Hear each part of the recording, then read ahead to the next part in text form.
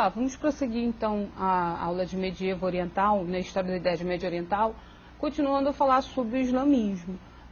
Nós vimos na aula passada como o islamismo se formou a partir da revelação que Maomé recebeu, desconstruímos alguns estereótipos acerca do islamismo, então vamos continuar falando da trajetória do Islã até os dias de hoje. Vocês devem se recordar que eu comentei com vocês que o Islã é a religião que mais cresce no mundo em termos absolutos, né? Se compararmos com outras religiões isoladamente, não configurarmos islamismo e cristianismo, o Islã ele consegue adeptos numa proporção muito mais significativa do que qualquer outra religião. Então é uma religião extremamente importante e caracteriza também, não só a religião, mas caracteriza o modo de vida de uma grande comunidade. A gente pode circunscrever, né? Obviamente que tem muçulmanos em todo o mundo, mas a gente circunscreve bastante a influência do Islã na região do Oriente Médio, na região da África, na Ásia também, enfim. Então configura também não só uma prática religiosa, como também um modo de vida, né? Na medida em que, nós vimos na aula passada, a maior parte dos países que tem o islamismo como religião oficial acabam seguindo aquele modelo da Sharia, né? Ou seja, a conjunção de elementos do Alcorão, todos os ensinamentos proferidos pelo Maomé e também, né, aquelas verberações emitidas pelos sábios do islamismo, tá? Então, continuando a falar sobre o Islã, como é que ele chegou a ser essa religião, como eu falei, que cresce tanto, vamos falar sobre o islamismo depois do Maomé. Então, o título da nossa aula é o Islamismo e as dinastias Omíada e Abássida. O que significa isso? O que são esses termos? Depois que o Maomé morre, vocês devem se recordar também que eu comentei que Maomé não deixou explícito quem seria o seu sucessor. Maomé não designou aquele que daria continuidade ao seu legado, à sua obra. Então houve um certo problema em torno de quem seria o legítimo representante das ideias de Maomé. E é isso que a gente vai falar na aula de hoje. Então, para dar início mesmo, propriamente ao conteúdo, vamos falar sobre o que seriam... Desculpa.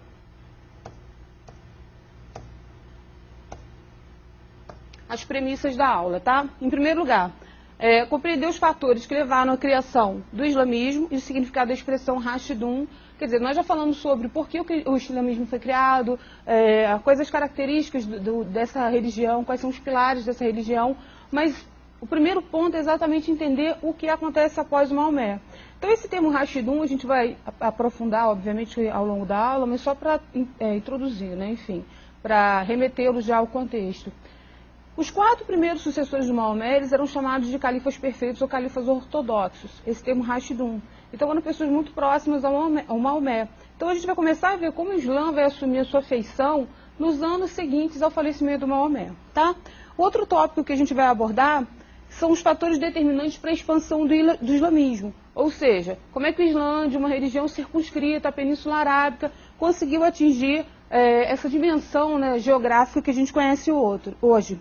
E outro tópico é o conhecimento sobre as inovações empreendidas por essas duas dinastias, Omíada e Abássida. O que são essas dinastias Omíada e Abássida? Depois que tem os primeiros califas, né, os primeiros representantes do Islã, a gente tem problemas, obviamente, enfim. Eu vou até pontuar bastante acerca desses problemas, para a gente desconstruir também alguns estereótipos, mas aí você tem a constituição das chamadas dinastias. Para vocês se recordarem, o que significa o termo dinastia? É quando você tem uma sucessão de indivíduos de uma mesma linhagem, coordenando, comandando, governando, enfim, como vocês queiram, uma determinada região. Como eu falei já no início dessa aula, a gente entende que o islamismo, ele pós-Maomé, ou mesmo durante o governo Maomé, a gente pode dizer governo, né, a liderança do Maomé, ele acaba ultrapassando, melhor dizendo, a feição da religião. Ele ultrapassa e chega à dimensão do político.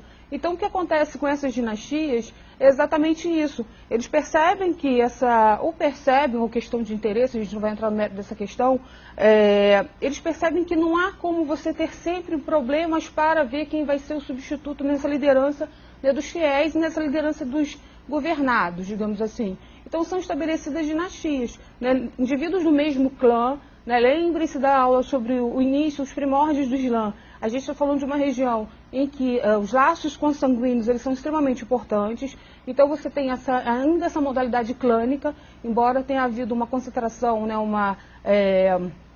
a diminuição daquela desconcentração política, né, descentralização política, você já tem uma concentração política, mas ainda assim a coisa do clã é muito forte na região, os vínculos sanguíneos. Então você tem um clã, que é o clã dos Omíadas, que era da época do Maomé, depois a gente vai ver por quê, que vai governar por um grande período, por um largo período, né, vai liderar a população muçulmana, e a seguir eles vão ser substituídos pelos Abássidas, que é outro clã também bastante significativo. Inclusive vocês vão ver que há um retrocesso, entre aspas, né? Não entendo retrocesso como algo pejorativo, mas há uma volta em relação à ligação, né, com a linhagem do Maomé, e aí você tem esse clã governando, dominando, influenciando o mundo islâmico até aproximadamente o século XIII. Então a gente vai dar um apanhado sobre o Islã do século VII, século VIII até o século XIII, tá? Então vamos lá. Falando propriamente dito da morte do Maomé, né? Como eu comentei com vocês, o Maomé ele não havia designado um sucessor. Um termo que vocês provavelmente vão ouvir bastante quando lerem qualquer tipo de bibliografia acerca do Islã é o termo umma, que é o termo comunidade.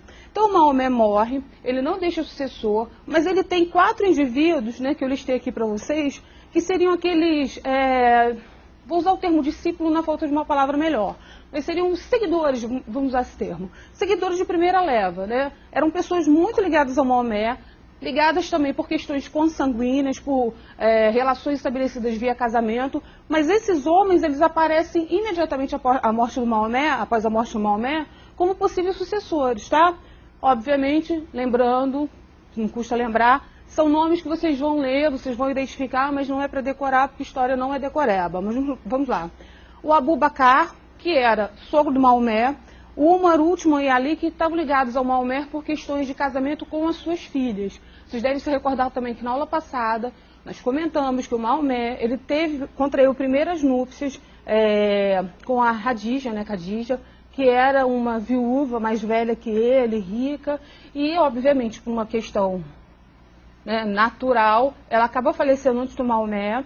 O Maomé, ele vai contrair novas núpcias, né, ele vai ter, aliás, mais de uma esposa depois da Khadija.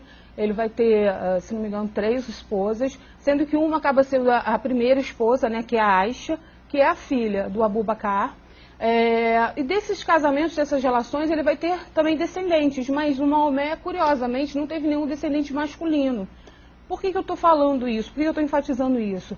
Já que nós estamos falando de uma região onde a coisa do clã é muito sólida, né? Seria natural, se o Maomé tivesse tido um filho, um varão, né, um homem, seria natural que esse homem o substituísse, que fosse o sucessor. Mas como ele não teve, né, de novo, até pela questão clânica, as filhas do primeiro casamento, os genros do primeiro casamento, eles acabam tendo mais importância, digamos assim, do que aqueles que vieram pós, né, enfim, das filhas de Aisha e por aí vai.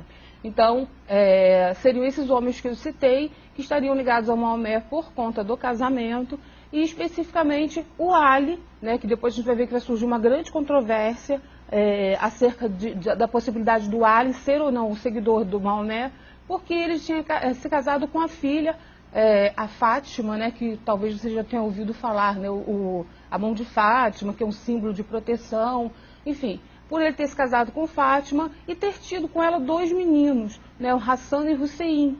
Então, muita gente entendeu, acreditou que o Ali seria o melhor sucessor, porque a partir dele, né, essa linhagem masculina do Maomé seria resgatada, né, e por ela ser filha das primeiras núpcias, enfim, naturalmente ele seria o sucessor. Mas, num primeiro momento, o que vai acontecer, tá? Eu tinha comentado com vocês, esses homens, por serem aqueles seguidores de primeira leva, eles são chamados de califas perfeitos ou califas ortodoxos, mas eles, entre si, acabam disputando quem vai ser o sucessor do Maomé. O Abu Bakr, ele vai sair na frente dessa história, porque, como ele, logo que o Maomé morre, ele entra na principal mesquita, né, da região de Meca, e se coloca, pronuncia, né, assume uma posição de liderança, ele acaba sendo o primeiro a ser escolhido como sucessor do Maomé.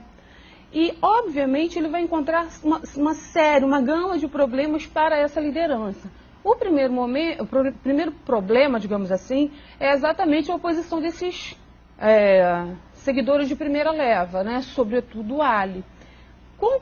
Contornada essa situação, né, contornada pequena celeuma interna, esse pequeno problema interno, ele vai passar a ter problemas, digamos assim, externos.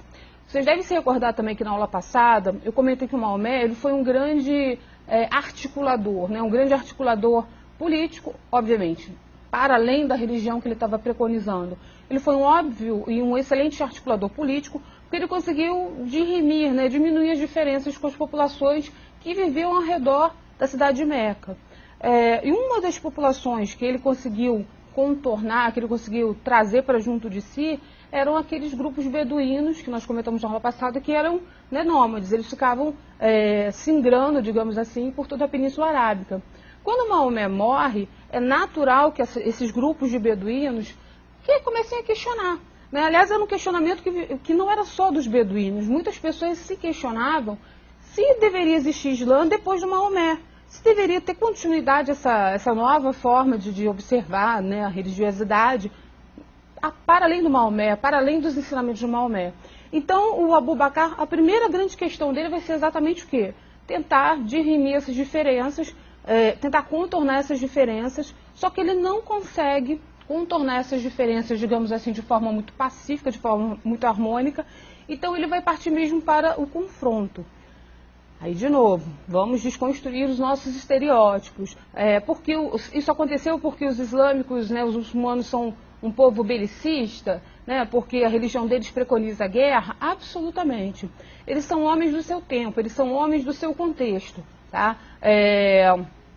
Nesse contexto, né, de Idade Média, as questões elas eram resolvidas de forma muito simples. Ou era via casamento, relações estabelecidas através do matrimônio, ou então um confronto armado. Não havia opção, digamos assim, se você não conseguisse através de uma prática amistosa, né, criar laços consanguíneos, não tinha opção. Ou você partia para o confronto, ou você seria, né, diminuído, né, desconstruído, destruído, eliminado, enfim. Então, para o Islã sobreviver, ele realmente teve que partir para a luta armada. E aí, mais uma vez, não é a única religião que opta por esse caminho. Ou melhor, não é a única religião que acaba descambando para esse caminho. O catolicismo fez a mesma coisa, determinadas religiões, quando começam o protestantismo na Europa, fazem a mesma coisa. Então não dá para nós associarmos diretamente Islã à violência. Não é correto isso. Aliás, vai entrar naquela seara que comentamos na aula passada, a seara dos estereótipos acerca do Islã. Tá? A jihad, né, que nós comentamos na aula passada também, não é guerra santa, na verdade é um empenho, nós comentamos sobre mudanças internas, sobre proselitismo. Então não é uma premissa do Islã a guerra, mas como indivíduos que nasceram neste contexto, né, eles são homens do seu tempo, eles acabam optando por essa maneira de resolver os problemas e realmente entram em confronto. E no caso do Abu Bakr, ele vai ter um general assim, bastante significativo, que vai empreender uma série de conquistas, tá? Voltando aqui para o nosso slide. Ele vai conseguir, vou adiantar um pouquinho para vocês visualizarem, ele vai conseguir uma série de territórios, né, já no primeiro momento. Para vocês observarem, em roxo a gente tem a Península Arábica, que é onde o Islã apareceu. Né? Esse roxo aqui que está sendo, né, destacado, é exatamente o território que o Maomé construiu ainda, né, durante a sua vida. E um pouquinho acima, nessa área mais, digamos assim, pontuadinha, né, amarronzada, podemos identificar dessa maneira, ainda na Península Arábica já são terras ocupadas, terras conquistadas pelo Abu Bakr. Né, o Abu Bakr, ele conquista o Iêmen, que é na parte extrema sul da Península Arábica, junto com seus generais, óbvio, enfim, que ele sozinho não faria nada, e ele consegue também subir um pouquinho na Península Arábica. Então a Península Arábica passa a ser hegemonicamente do Islã, tá? Então, recuando lá nos nossos slides, aqui a gente tem uma linha do tempo para vocês visualizarem um pouquinho sobre a trajetória desses Rashidun, tá? O Abu Bakr, ele vai só governar por 2 anos, né? Ele vai ficar no poder por 2 anos apenas. E nesses 2 anos ele já consegue bastante coisa. Como eu falei para vocês, expande territorialmente o Islã e também consegue, de alguma forma, minimizar as diferenças que estão ocorrendo. Quem o substitui é o outro é o outro califa, Umar. Tá. O outro califa, Umar, né? Esse Umar, ele era ligado ao Maomé por conta de relações de casamento, né? O Umar era genro de Maomé. E o que ele vai fazer nos 10 anos de governo dele? Ele vai continuar esse processo expansionista de novo. Vou fazer uma comparação que não é muito apropriada, né? Para nós não cometermos anacronismos, mas só para vocês visualizarem. É como se fosse os romanos nos seus primórdios. Ou os romanos se expandiam ou eles seriam eliminados, digamos assim. O Islã, nesse momento, não tinha muita opção. Ou ele se expandia, ou ele acabaria sucumbindo. Então, o Umar, que é o sucessor do Abu Bakr, ele vai continuar esse processo expansionista, né? Ele vai conseguir governar, liderar o povo islâmico por cerca de 10 anos e vai empreender algumas modificações, né? Ele vai começar a pensar que essa religião, né, nascida com Maomé, também precisava de ter elementos materializados. O que é isso? Ele vai ser o primeiro a pensar na possibilidade do Alcorão ser redigido, né, porque até então era aquela tradição da oralidade. Mas não vai ser ele que vai executar isso, vai ser o seu sucessor, tá? Voltando para a linha do tempo, o sucessor do Umar é o Uthman, né? Ele vai, enfim, governar mais 12 anos, e aí nesses 12 anos de liderança, o Uthman, ele está ligado ao clã dos Omíadas, tá? Por que eu estou enfatizando isso? Ainda não é o começo da dinastia Omíada, mas é o começo de alguns problemas que vão ocorrer. Por quê? O Uthman, ele é ligado a um clã que não era o clã mais tradicional de Meca, né? A gente já viu na aula passada que era o clã dos Quraishitas, mas era um clã bastante importante também.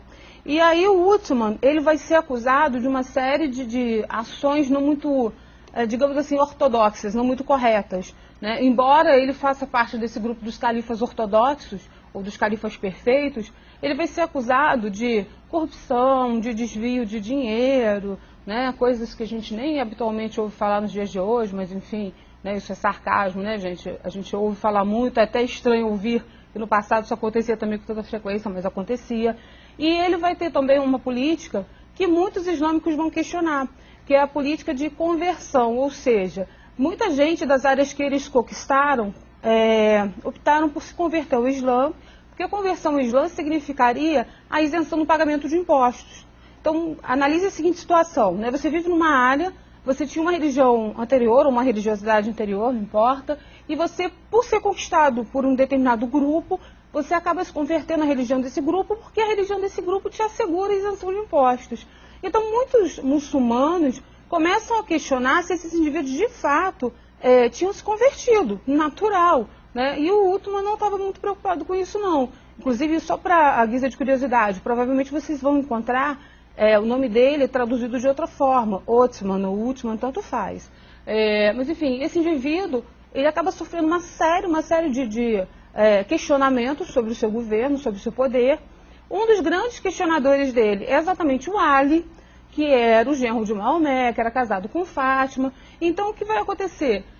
O Ali vai se colocar numa posição de confronto mesmo com o Uthman, vai, enfim, até formar uma dissidência, digamos, não muito explícita, mas uma dissidência acerca do governo dele.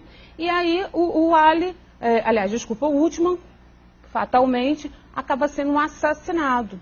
A gente não tem como dizer se foi alguém ligado ao Ali ou se não foi, né? Há uma tendência a crer que foi, mas o fato é, os membros do clã do Uthman, né, do Othman, eles vão começar a também se opor ao Ali. Por quê? Logo que o Uthman é assassinado, o Ali é designado para assumir o poder, né, a liderança do povo islâmico, e aí, óbvio, né, se haviam dado ao Ali, né, ou seguidor de Ali, a pecha de mandante do assassinato do Uthman, obviamente que os membros do clã do Uthman vão se colocar contra essa liderança.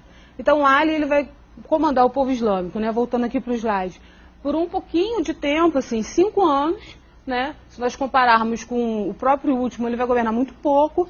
E aí, depois que o Ali também é assassinado, a gente tem o início da dinastia, né, Omíada, que é liderada pelo Muawiya, tá? Agora, nesse interregno, o que vai acontecer? Bom, o Ali, ele assume o poder dentro desse contexto de questionamento. E aí esse Moaia, ele era primo do Uthman, ele governava a província da Síria. Só para vocês situarem, a província da Síria é uma das áreas que vai ser conquistada nesse primeiro processo expansionista do Islã. E esse homem não vai reconhecer a autoridade do Ali, a ponto de promover um levante, né, um movimento de rebelião. E esse movimento de rebelião vai entrar no âmbito das armas, né? Eles vão realmente ter um embate bastante sério. Em meio a esse embate, aí a gente não sabe onde entra a lenda, onde entra o fato, mas disse que os comandados do Moaia, eles colocam na ponta das lanças, né, a lança era uma arma muito comum nesse contexto, eles colocam na ponta das lanças páginas do Alcorão. Se a gente for lembrar da aula passada, isso na verdade era um ato assim, extremamente pecaminoso, né, porque ninguém poderia destruir, né, o Islã, enfim. Mas, de novo, entrando no âmbito do mito, as pessoas ficam muito, os liderados pelo Ali, ficam muito comovidos com aquilo. E eles param de lutar. Então, quer dizer, a ideia, né, dos seguidores do Moaia seria o quê? Que Alá decidisse, né, na medida em que eles colocavam nas pontas das lanças páginas do Alcorão, que Alá decidisse quem fosse realmente o legítimo representante dele, né, quem deveria continuar ali. E os seguidores do Ali vão ficar muito impactados com aquilo, né? O Alcorão já tinha sido materializado, como eu falei para vocês, já tinha sido começaram a conceber, né, no governo anterior do Uthman, no governo do o Uthman vai consolidar o Alcorão. Então o Alcorão já era um livro adorado, né? Um livro sagrado para os islâmicos. E eles vão ficar muito impactados. E eles recuam, né? Eles param e aí assim, começam as conversas para definir a situação. Só que um grupo dentro dos partidários do Ali não vai gostar desse recuo, melhor dizendo, desse retrocesso, né? Desse não lutar, desse não combater. Esse grupo a gente chama de Caraidita, né? Que vai ser uma primeira dissensão dentro do Islã, né? No final das contas, o Ali vai ficar com os Caraiditas, que inicialmente eram seus aliados, e vai ficar com os ligados ao Uthman também contra ele. Então, o que vai acontecer com o Ali no final das contas? O Ali também vai ser assassinado, tá? E aí você vai ter o término desse primeiro período dos chamados califas ortodoxos. Talvez na cabeça de vocês esteja um pouco confuso. Poxa, como é que esses homens são os califas ortodoxos? Califas perfeitos, se houve tanto derramamento de sangue. De novo, leiam esses homens no contexto em que eles viveram. Não dá para a gente conceber a ideia de perfeição como uma ideia de perfeição do mundo moderno. Eles eram califas perfeitos porque eles eram aqueles indivíduos que desde os primórdios seguiram as ideias do Maomé. Tá? Enfim, depois que o Ali é assassinado, esse Moaia acaba assumindo a liderança do mundo islâmico. E aí a gente tem como... a gente tem início da chamada dinastia Omíada, tá? Aí voltando aqui para o slide. Essa dinastia Omíada, ela é bastante longeva, né? O que significa isso? Ela é bem duradoura, ela vai passar pela história islâmica por mais ou menos, por aproximadamente 200 anos. E aí nessa dinastia, o que a gente vai ter, né? Eu coloquei aqui no início a questão da controvérsia entre o Ali e o Moaia. O que o Moaia, no primeiro momento, já vai fazer? O que eu salientei aqui no segundo tópico. Ele vai tirar a capital de Medina para a cidade de Damasco. O que vai significar isso em termos práticos? De alguma forma, eles estão tentando construir a ideia de um Estado laico. O que é um Estado laico? Né? Falei para vocês no início da aula, o islamismo ele acaba se misturando, se miscuindo muito com a vida política. Né? A religião ela acaba, nos países que têm o islamismo como religião oficial, obviamente que isso acaba sendo muito misturado, inclusive a lei, né, o âmbito penal, o âmbito civil é influenciado pelo Islã. E aí o Moaia vai tentar fazer uma primeira desvinculação, né, que a gente vê que em muitos países hoje não funciona, né, em outros funciona bastante. Por exemplo, a Turquia, ela é um país que tem o Islã como principal religião, mas eles são um Estado laico, ou seja, não tem essa religião oficial, é religião hegemônica, porém não oficial. Então o Moaia vai fazer isso de que maneira? Né? Sutilmente. ele vai tirar a capital da cidade de Meca e vai transferir para a cidade de Damasco, na Síria. Por que ele vai fazer isso? Exatamente para, olha, o centro político é em Damasco, o centro religioso é em Meca. As coisas têm que ser separadas. Então, a atitude dele vai ser não de um líder religioso, aí ele vai transparecer mais como liderança política, né? E deixa, vamos dizer assim, a religião para os sábios do Islã, tá? Mas, enfim, voltando aqui. O que ele vai instituir também que vai acabar, vou tentar minimizar um pouco os problemas que o Islã tem? A questão da dinastia hereditária, aquilo que eu comentei com vocês. Ele vai perceber que para diminuir as dissensões, era mais interessante você ter uma continuidade de indivíduos da mesma família, né, a dinastia. Por isso que a gente coloca aqui, a sucessão hereditária. E ele vai instituir também um conselho. Né? Esse conselho é shura, não é sura, tá? Não confundam as palavras. Esse conselho vai ser um conselho que vai auxiliá-lo em resolver as questões, não só do âmbito político, administrativo, como também as questões religiosas. Aquilo que eu estava falando para vocês. De alguma forma ele vai designar, né, indivíduos, ele vai secundarizar, né, essas funções religiosas. Por quê? Porque ele vai ter o auxílio de indivíduos, ele não vai responder por isso sozinho, tá? Bom, outra coisa que ele vai implementar durante o governo dele, a expansão territorial, que eu já falei para vocês que é uma coisa natural, nesse contexto ou eles expandiam-se ou seriam, digamos assim, sufocados. Para onde vai ser voltada essa expansão territorial? Eles vão tentar atacar Constantinopla, aí fazendo uma remissão às aulas passadas. Constantinopla, né, a capital do Império Bizantino, ele vai chegar bem, né, perto da capital Constantinopla. Ele vai se direcionar também para a região da África do Norte, desculpa, voltando aqui, da África do Norte. Hoje em dia, os países da África do Norte, só para vocês situarem, Líbia, Tunísia, Argélia, Marrocos, todos esses países, eles têm hegemonicamente o islamismo como religião oficial. Então, quando é que começa essa leva expansionista, quando é que começa essa leva de proselitismo, de conversão da população do norte da África? Exatamente nesse período, né, do Moaia, tá? Bom, outras áreas que eles vão ocupar também, mais à frente a gente vai voltar àquele mapa, a Península Ibérica, né, é uma coisa que vocês vão estudar em medieval ocidental também, a Península Ibérica, Portugal e Espanha. Durante muito tempo, uma grande parte dela foi ocupada pelos muçulmanos, né? Pelos mouros, era o termo que eles usavam naquele contexto, naquela região, melhor dizendo. Então, a Península Ibérica ela vai sofrer uma influência muito grande, né, que a gente pode identificar, inclusive, hoje no nosso vocabulário. Né? Todas as palavras que nós temos que começam por al é de influência árabe, né? Alface.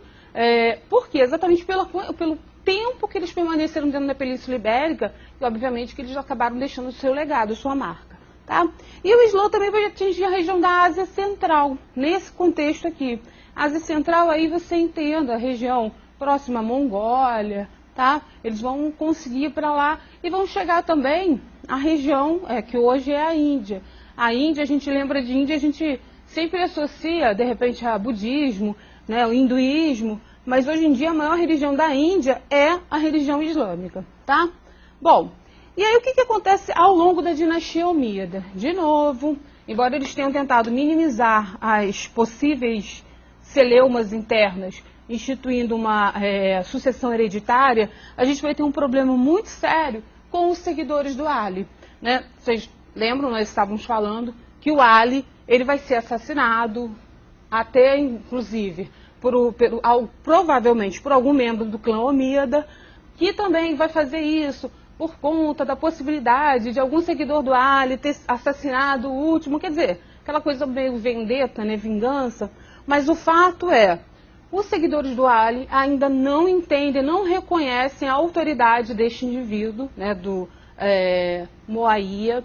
Um grupo deles, que estava fixado na região que hoje é o Iraque, né, na região de Bagdá, vai tentar se apartar do mundo muçulmano nesse contexto. Eles vão ser liderados pelo filho do Ali, tá? E qual é a premissa, o filho mais velho do Ali, e qual é a premissa que eles advogam? É isso aqui que nós estamos colocando, tá?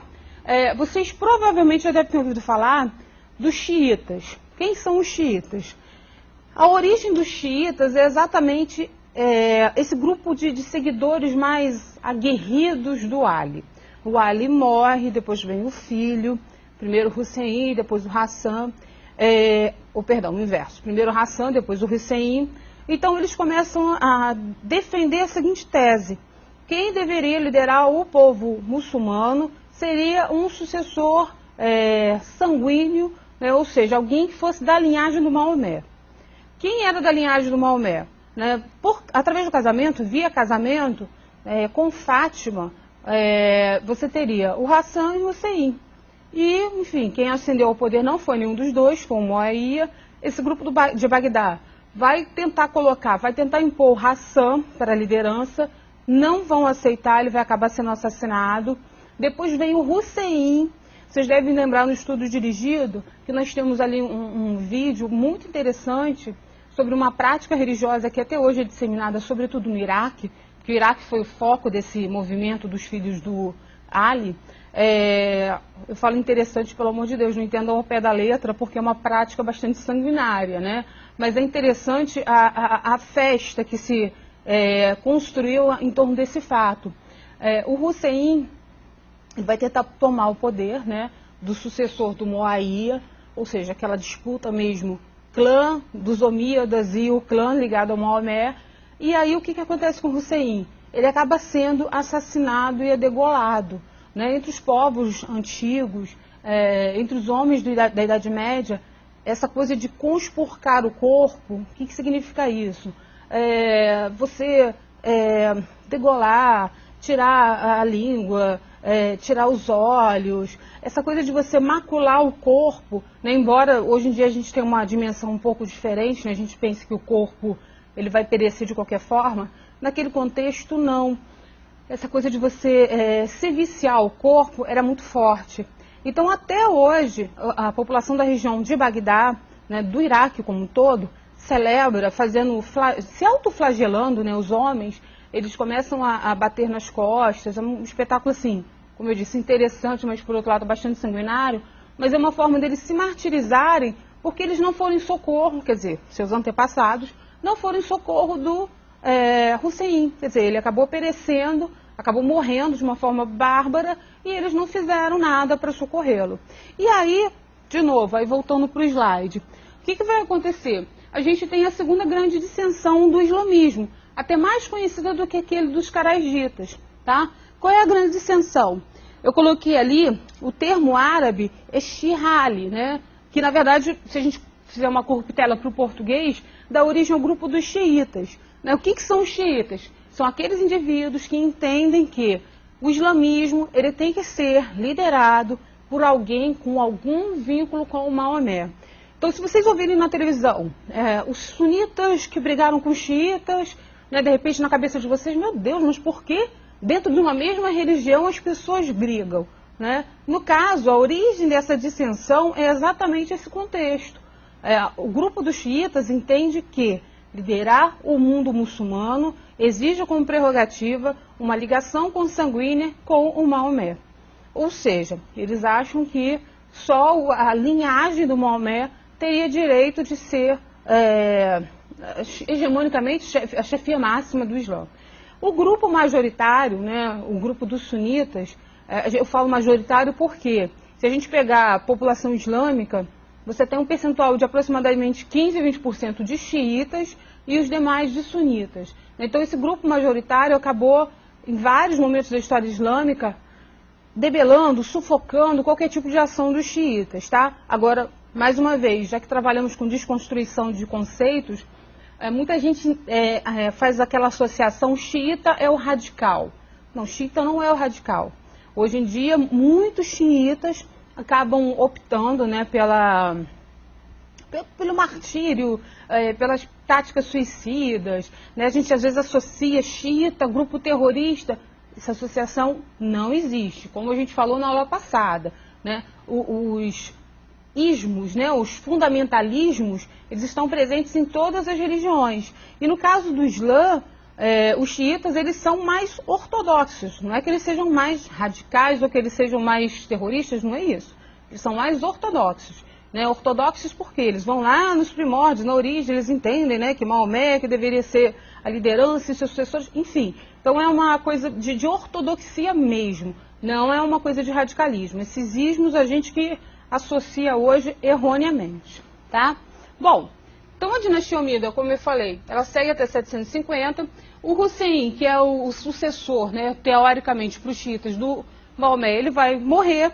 E aí, como eu coloquei aqui, esse grande levante, né, vai ser chamado da Batalha de Karbala ou Kerbela. Ou, até hoje, como eu falei, tem uma festa em homenagem a isso, né, uma festa, entre aspas, né, um martírio comunitário em homenagem a isso, em lembrança a isso. E essa situação, né, ela se repete constantemente, ela é muito marcada do Iraque. A gente não vê, né, em outras regiões essa prática, tá? Depois vocês deem uma voltadinha naquele vídeo que vocês têm no estudo dirigido, que se refere a isso. Mas em termos políticos, o que vai acontecer, né, após esse levante?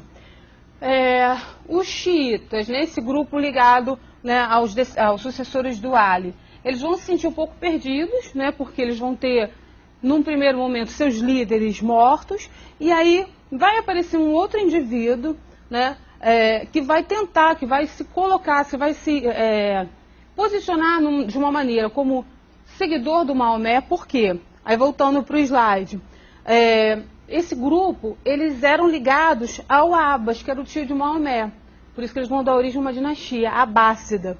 E aí o que eles vão fazer? Eles vão receber um apoio irrestrito também dos xiitas.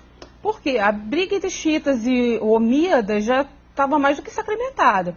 Quando aparece um outro indivíduo, né, os sucessores imediatos do Maomé estão mortos, aparece um outro indivíduo que tem uma ligação com o Maomé, que é os descendentes do tio do Maomé, então o que eles fazem? Eles se arrebanham para esse lado. Os omíadas são massacrados, né, inclusive apenas um consegue escapar, digamos assim. De novo, a gente não sabe onde fica o mito, onde fica a verdade, mas é muito provável que pouquíssimos realmente indivíduos do clã Omida tenham conseguido fugir. Então esse indivíduo vai migrar para a região da Espanha, que a gente vai falar daqui a pouco, e aí institui-se uma nova dinastia, a dinastia Abássida. Aí vocês devem estar pensando, bom, se eles apoiaram, os xiitas apoiaram essa nova dinastia, se essa dinastia tem ligação com o tio do Maomé, então é natural entender que os xiitas vão assumir o poder. Errado.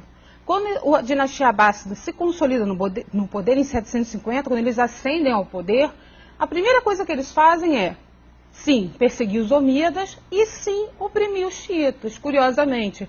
Né? É como se fosse um grande jogo político. Eles arrebanharam os xiitas para o seu lado, né? Os xiitas foram espontaneamente, claro, eles estavam acéfalos nessa liderança, mas aí na hora do bem bom, digamos assim, na hora do poder, o que esse grupo faz?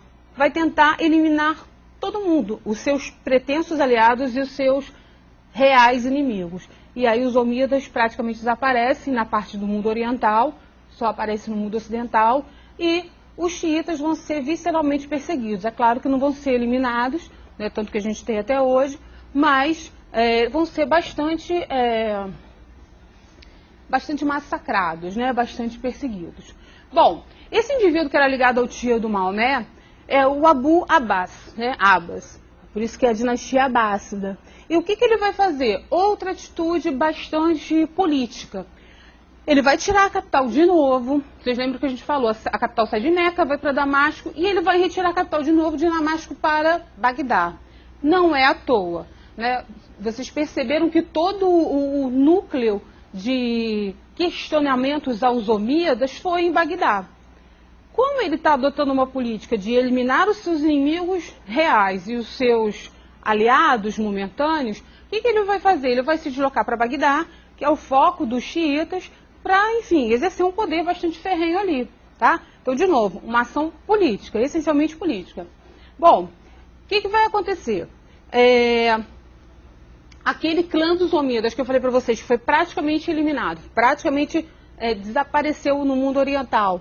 Um dos indivíduos desse clã, ou o único indivíduo desse clã, que vai conseguir sobreviver, ele vai migrar para a região da Península Arábica, tá?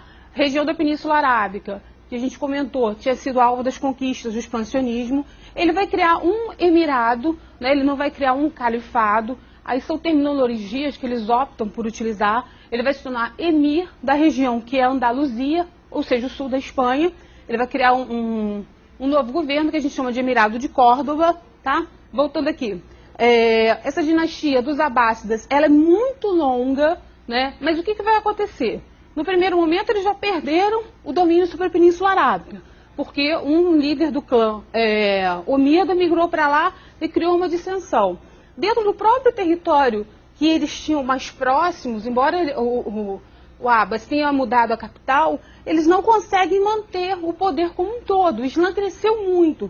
Então, o que a gente percebe? É uma dinastia muito longa, né? Eu coloquei as datas ali, 750 a 1258, mas, na prática, vão surgir lideranças locais. Então, no Egito, a gente tem um grupo que domina. Você tem um outro grupo que domina, que são os Fatimidas. Então, você tem realmente uma fragmentação, digamos assim, dessa dinastia, né? Que é longa, mas acaba não sendo perene. Em relação ao Emirado de Córdoba, que eu pontuei aqui para vocês, o que vai acontecer com esse Emirado de Córdoba?